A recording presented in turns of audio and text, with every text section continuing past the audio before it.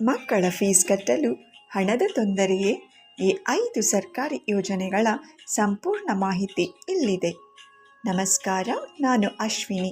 ಮನೋಸ್ಪಂದ ಚಾನಲ್ಗೆ ಸುಸ್ವಾಗತ. ಪ್ರತಿಯೊಬ್ಬ ಪೋಷಕರ ಕನಸು ತಮ್ಮ ಮಕ್ಕಳಿಗೆ ಉತ್ತಮ ಶಿಕ್ಷಣ ಕೊಡಿಸುವುದು. ಆದರೆ ಇಂದಿನ ದಿನಗಳಲ್ಲಿ ಶಾಲಾ ಕಾಲೇಜುಗಳ ಫೀಸ್ ಕೇಳಿದಾಗ ಇಂಥವರಿಗಾದರೂ ಒಂದು ಕ್ಷಣ ಆತಂಕವಾಗುವುದು ಸಹಜ. ಈ ಆರ್ಥಿಕ ಒತ್ತಡದಿಂದಾಗಿ ಅನೇಕ ಪೋಷಕರು ಮಾನಸಿಕವಾಗಿ ಕುಗ್ಗಿ ಹೋಗುತ್ತಾರೆ.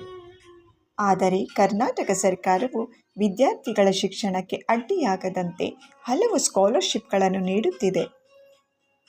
ಇವತ್ತಿನ ವಿಡಿಯೋದಲ್ಲಿ ನಾವು ಪೋಷಕರ ಹೊರೆ ಕಡಿಮೆ ಮಾಡುವ ಪ್ರಮುಖ ಯೋಜನೆಗಳ ಬಗ್ಗೆ ಹಂತ ಹಂತವಾಗಿ ತಿಳಿಯೋಣ. ಪ್ರಮುಖ ಯೋಜನೆಗಳ ವಿವರ. ಮೊದಲನೆಯದಾಗಿ SSP ಸ್ಟೇಟ್ ಸ್ಕಾಲರ್ಶಿಪ್ ಪೋರ್ಟಲ್. ಇದು ಕರ್ನಾಟಕ ಸರ್ಕಾರದ ಅತಿ ದೊಡ್ಡ ಪೋರ್ಟಲ್. ಇಲ್ಲಿ ಒಂದೇ ಅರ್ಜಿಯ ಮೂಲಕ ಹಲವು ಇಲಾಖೆಗಳಾದ ಸಮಾಜ ಕಲ್ಯಾಣ, ಹಿಂದುಳಿದ ವರ್ಗಗಳ ಕಲ್ಯಾಣ, ಅಲ್ಪಸಂಖ್ಯಾತರ ಇಲಾಖೆ, ಈ ಇಲಾಖೆಗಳಿಂದ ವಿದ್ಯಾರ್ಥಿ ವೇತನ ಪಡೆಯಬಹುದು. ಯಾರಿಗೆ ಸಿಗುತ್ತದೆ? SC ST OBC ಮತ್ತು ಅಲ್ಪಸಂಖ್ಯಾತ ಸಮುದಾಯದ ವಿದ್ಯಾರ್ಥಿಗಳಿಗೆ. ಅರ್ಹತೆ: ಪೋಷಕರ ವಾರ್ಷಿಕ ಆದಾಯ ನಿಗದಿತ ಮಿತಿಯೊಳಗಿರಬೇಕು. ಸಾಮಾನ್ಯವಾಗಿ 2.5 ಲಕ್ಷದಿಂದ 8 ಲಕ್ಷದವರೆಗೆ ಇಲಾಖೆಯ ಮೇಲೆ ಅವಲಂಬಿತವಾಗಿದೆ. ಅಗತ್ಯ ದಾಖಲೆಗಳು: ಆಧಾರ್ ಕಾರ್ಡ್, ಜಾತಿ ಮತ್ತು ಆದಾಯ ಪ್ರಮಾಣ ಪತ್ರ ಮತ್ತು ಹಿಂದಿನ ವರ್ಷದ ಅಂಕಪಟ್ಟಿ.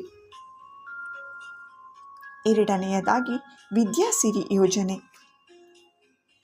ಕಾಲೇಜು ಫೀಸ್ ಜೊತೆಗೆ ಹಾಸ್ಟೆಲ್ ಅಥವಾ ಊಟದ ಖರ್ಚು ನಿಭಾಯಿಸುವುದು ಕಷ್ಟ ಎನ್ನುವವರಿಗೆ ಈ ಯೋಜನೆ ವರದಾನ. ಸೌಲಭ್ಯ: ಪ್ರತಿ ತಿಂಗಳು 1500ರಂತೆ ವರ್ಷಕ್ಕೆ 15,000 ರೂಪಾಯಿ ಬ್ಯಾಂಕ್ ಖಾತೆಗೆ ನೇರವಾಗಿ ಜಮೆಯಾಗುತ್ತದೆ. ಇದು ಸರ್ಕಾರಿ ಹಾಸ್ಟೆಲ್ಗಳಲ್ಲಿ ಸೀಟು ಸಿಗದ ವಿದ್ಯಾರ್ಥಿಗಳಿಗೆ. ಮೂರನೆಯದಾಗಿ ಅರಿವು ಶೈಕ್ಷಣಿಕ ಸಾಲ. ಇದು ಅಲ್ಪಸಂಖ್ಯಾತ ಸಮುದಾಯದ ವಿದ್ಯಾರ್ಥಿಗಳಿಗೆ ಸಿಗುವ ಅತ್ಯಂತ ಕಡಿಮೆ ಬಡ್ಡಿಯ ಸಾಲ. ವಿದ್ಯಾರ್ಥಿಯು ರಾಜ್ಯದ ಕಾಯಂ ನಿವಾಸಿಯಾಗಿರಬೇಕು.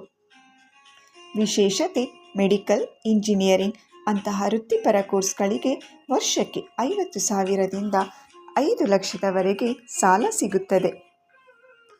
ಬಡ್ಡಿ ದರ ಕೇವಲ 2% ಮಾತ್ರ.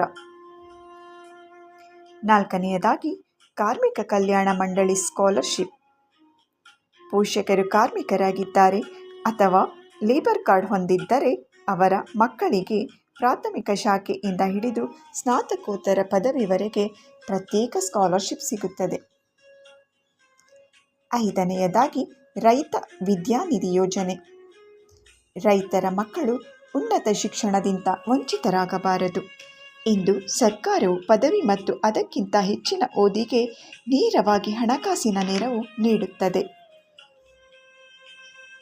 ಮಾನಸಿಕ ಆರೋಗ್ಯದ ಕಿವಿಮಾತು. ಹಣದ ಸಮಸ್ಯೆ ಬಂದಾಗ ಪೋಷಕರು ಧೃತಿಗೆಡಬೇಡಿ. ನೀವು ಒತ್ತಡಕ್ಕೆ ಒಳಗಾದರೆ ಅದು ಮಕ್ಕಳ ಓದಿನ ಮೇಲೆಯೂ ಪ್ರಭಾವ ಬೀರುತ್ತದೆ. ನೆನಪಿಡಿ, ಈ ಸ್ಕಾಲರ್ಶಿಪ್ಗಳಿಗೆ ಅರ್ಜಿ ಸಲ್ಲಿಸಲು ನಿಮ್ಮ ಹತ್ತಿರದ ಬೆಂಗಳೂರು 1 ಅಥವಾ ಕರ್ನಾಟಕ 1 ಕೇಂದ್ರಗಳಿಗೆ ಭೇಟಿ ಮಾಡಿ ಮಾಹಿತಿ ಪಡೆಯಿರಿ. ಸರಿಯಾದ ದಾಖಲೆಗಳನ್ನು ಮುಂಚಿತವಾಗಿ ಸಿದ್ಧಪಡಿಸಿಕೊಳ್ಳುವುದು ನಿಮ್ಮ ಆತಂಕವನ್ನು ಕಡಿಮೆ ಮಾಡುತ್ತದೆ.